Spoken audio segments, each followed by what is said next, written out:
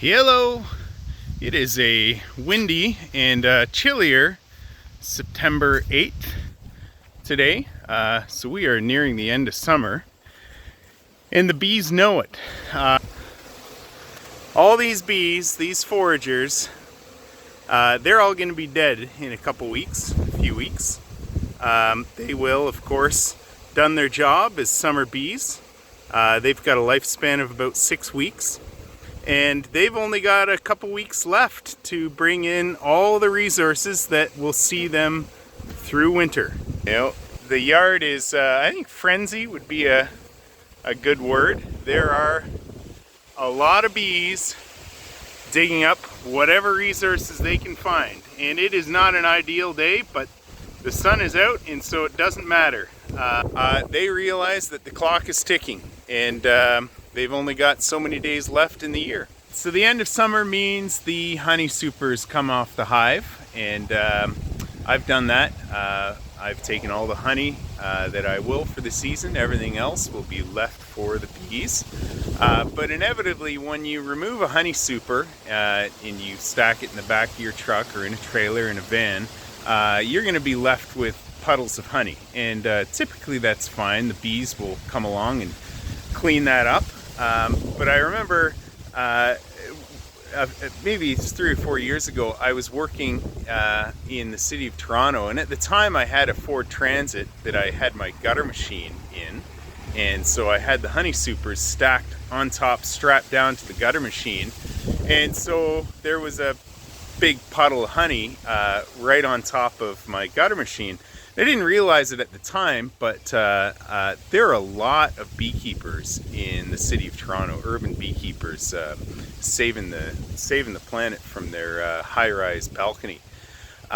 Anyway, the bees, there were so many bees coming in and out of my truck that it became a neighborhood spectacle. So I was working on the ladder, installing these gutters for my client, and a crowd was forming around my van, and they're just watching these bees. They're thinking, like, what's going on? These bees have taken over this work truck.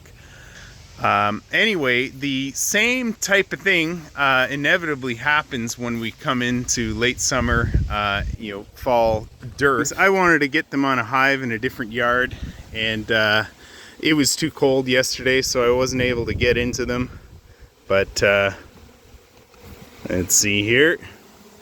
So these bees are looking to suck up any little bit of honey that is left on those frames. I extracted the honey from those frames, and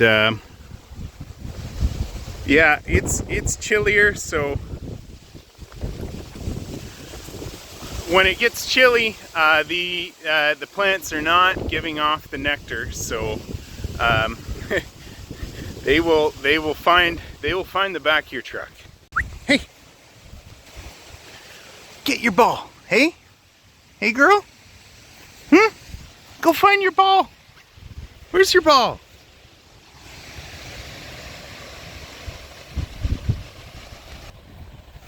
Hey, go.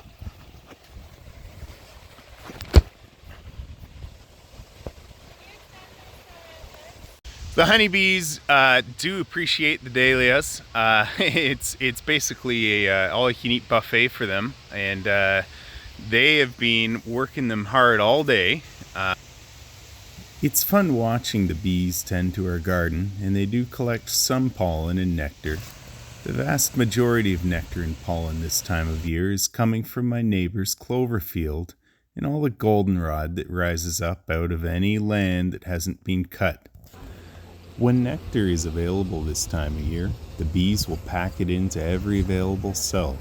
A good nectar flow means the conditions, the blooms, and the temperature all need to line up just right. Pollen is the only source of protein for the bees. It's the first thing they collect coming out of winter, and the last thing they bring in before winter. They're even pollinating the deadheads that we cut off.